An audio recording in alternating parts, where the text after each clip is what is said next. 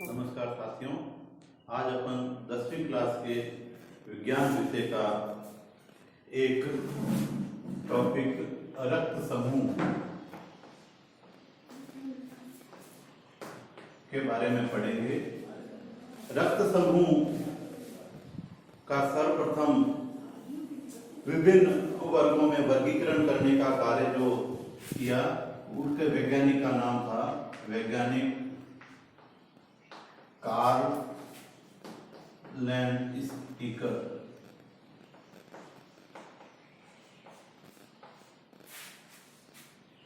तो ये कार्ल लैंडस्टीकर जो है, इन्होंने 1931 में इन विभिन्न प्रकार के रक्त समूहों के बारे में वर्गीकृत किया।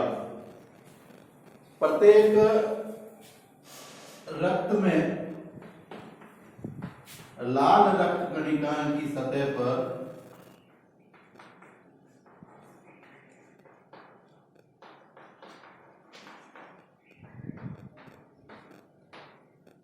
हमारा जो रक्त होता है, उसकी लाल रक्त कणिकाओं की सतह के ऊपर पाए जाने वाले विभिन्न प्रकार के प्रतिजनों की उपस्थिति और अनुपस्थिति के आधार पर विभिन्न प्रकार के रक्त समूह के अंदर रक्त को बांटा गया।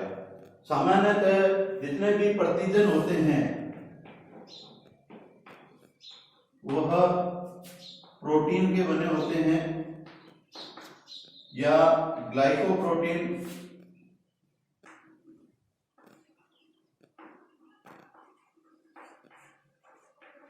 कार्बोहाइड्रेट,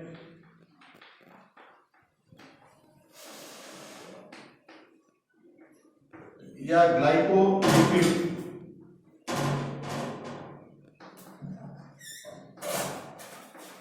होते हैं। ये प्रतिजन एक विकल्पी या संबंधित जीन से उत्पन्न होते हैं। ये वंशागत रूप से माता पिता के द्वारा अगली पीढ़ी के अंदर वंशागत रूप से यह रक्त के जो प्रतिजन हैं, ये जीन के रूप में माता पिता से अपने पुत्र के अंदर जाते हैं। रक्त के अंदर उपस्थित प्रतिजन के आधार पर रक्त को 4 भागों के अंदर बांटा गया है: ए, बी, AB और O। ऐसे रक्त समूह जिनमें ए प्रतिजन पाया जाता है उन्हें रक्त समूह ए कहा जाता है। ऐसे रक्त जिसके अंदर प्रतिजन बी पाया जाता है उसे रक्त बी प्रकार का कहा जाता है।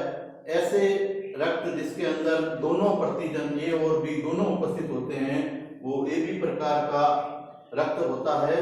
और जिसमें दोनों प्रतिजन नहीं पाए जाते, अनुपस्थित होते हैं, ऐसे रक्त को O समूह के अंदर बांटा गया है। इस आधार पर इस रक्त के समूह को ABO समूहीकरण कहा जाता है। इसका एक नया नाम है ABO समूहीकरण।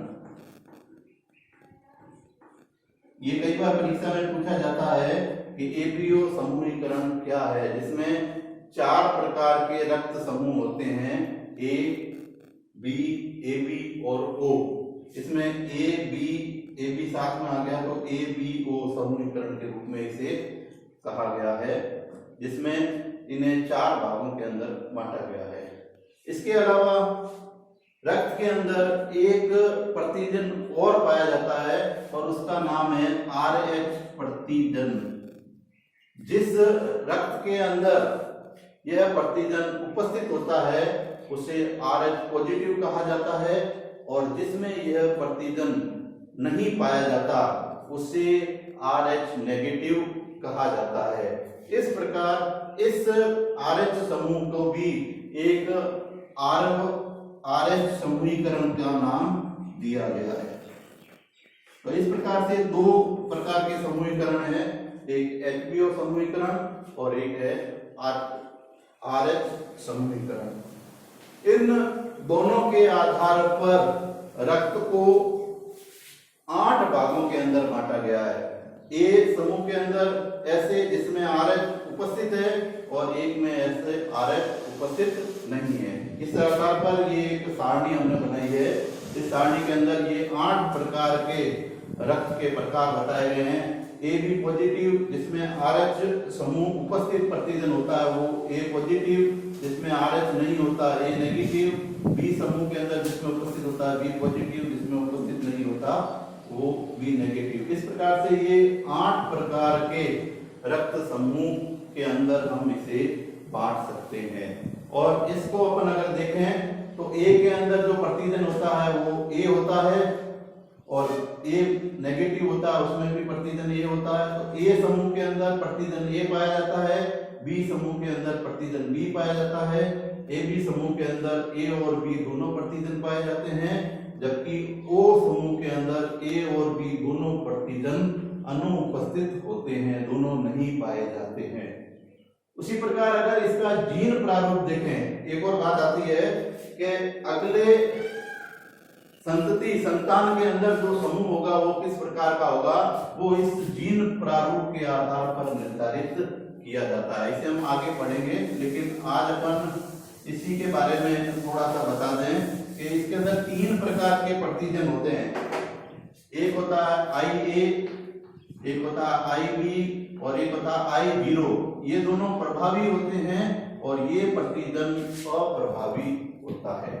तो इस आधार पर प्रत्येक रक्त समूह के अंदर ये तीनों में से कोई ना कोई युग्म के रूप में रक्त के अंदर पाया जाता है। जैसे अपन इसको A+ जो पॉजिटिव है, इसका अगर जीन प्रारूप देखें तो इसके 2 प्रारूप बताए गए हैं।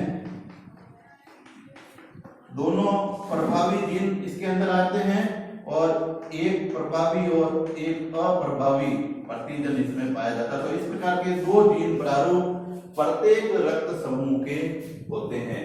जैसे ए के अंदर होगा, बी के अंदर दोनों बी होते हैं और एक अप्रभावी साथ में होता है। तो इस प्रकार का समूह इसका बनता है।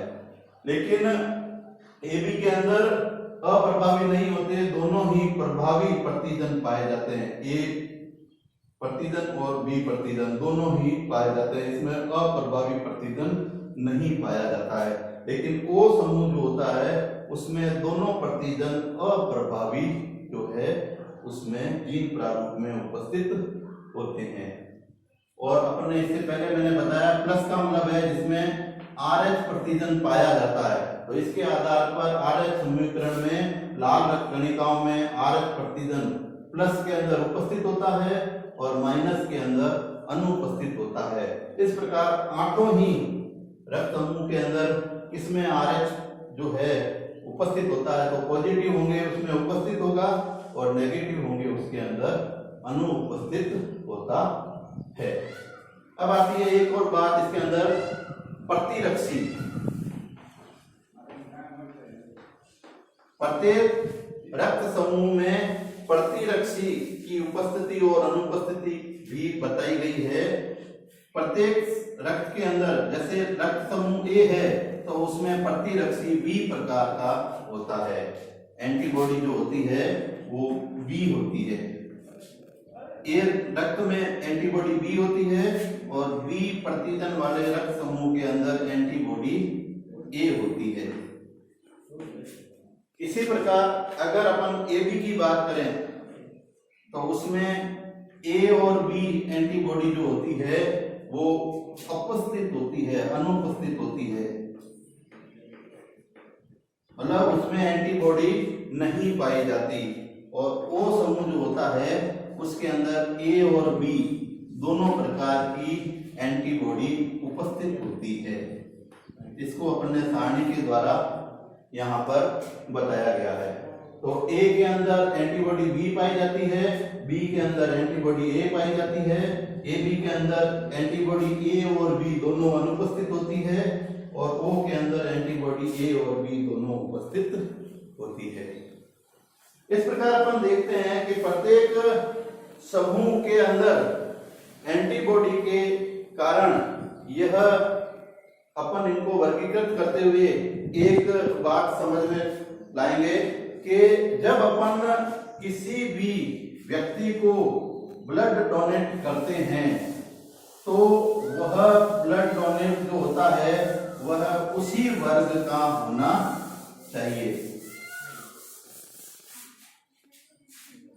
आप देखते हैं कि अपन जानते हैं कि ए के अंदर ए एंटीजन पाया जाता है, जबकि एंटीबॉडी जो होती है वह बी पाई जाती है। इसी प्रकार चारों के अंदर ये सारणीबद्ध रूप से दिया गया है और हमें यह जानकारी होनी चाहिए कि किस रक्त वाले को कौन से रक्त समूह का रक्त दिया जाना चाहिए। तो अपन ने पहले तो ये पढ़ा कि रक्त 4 प्रकार के होते हैं, ए, बी, ए बी और ओ। तो अपन को ध्यान रखना है कि पॉजिटिव वाले का रक्त पॉजिटिव वाले को ही दिया जाता है और नेगेटिव वाले का जो रक्त है वो नेगेटिव वाले को ही दिया जाता है। तो इस प्रकार ये 8 के अंदर नेगेटिव वाला नेगेटिव को और पॉजिटिव वाला पॉजिटिव वाले व्यक्ति को ही रक्त देगा। लेकिन ये 4 प्रकार के जो रक्त हैं इनमें कौन सा रक्त समूह किसको रक्त देगा उसके बारे में अपन जानकारी प्राप्त करेंगे कि क्यों नहीं दिया जाता। तो सबसे पहला अगर अपन उदाहरण के द्वारा देखें कि यदि ए रक्त समूह वाले व्यक्ति को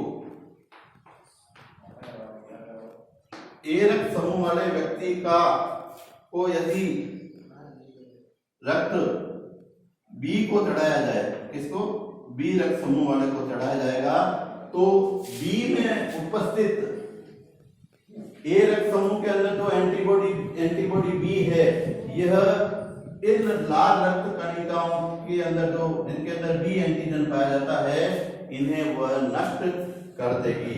इसलिए अलग अलग प्रकार के रक्त समूह को अपन अलग अलग व्यक्तियों के अंदर चढ़ाते समय यह ध्यान रखेंगे कि वह उसी ग्रुप का होना चाहिए। लेकिन इसमें ये 2 रक्त समूह आप देख रहे हो, ए बी और ओ, ये सार्वग्राही है और ओ जो है सार्वदाता है।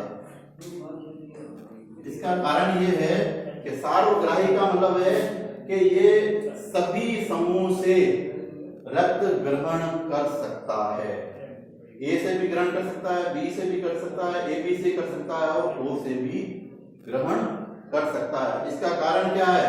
क्योंकि इनके अंदर दोनों के अंदर किसी भी प्रकार की एंटीबॉडी जो है वो नहीं होती है और वो जो है सार्वदाता होता है, यह किसी भी समूह को जो है रक्त दे सकता है लेकिन ग्रहण नहीं कर सकता। वो रक्त समूह वाले व्यक्ति को केवल वो रक्त समूह वाले व्यक्ति का ही रुधिर जो है अपन चढ़ा सकते हैं, उसको दे सकते हैं। तो इसमें ए बी जो होता है वो सार्वग्राही होता है और वो जो होता है सार्वदाता कहलाता है। तो ये प्रश्न भी कई बार आता है, सार्वग्राही रक्त कौन सा होता है और सार्वदाता रक्त कौन सा होता है। तो इस सारणी के द्वारा हमें ये पता चला कि हमारे रक्त के समूह को 4 भागों में विभाजित किया गया है और उनके गुण इस प्रकार से हैं। धन्यवाद।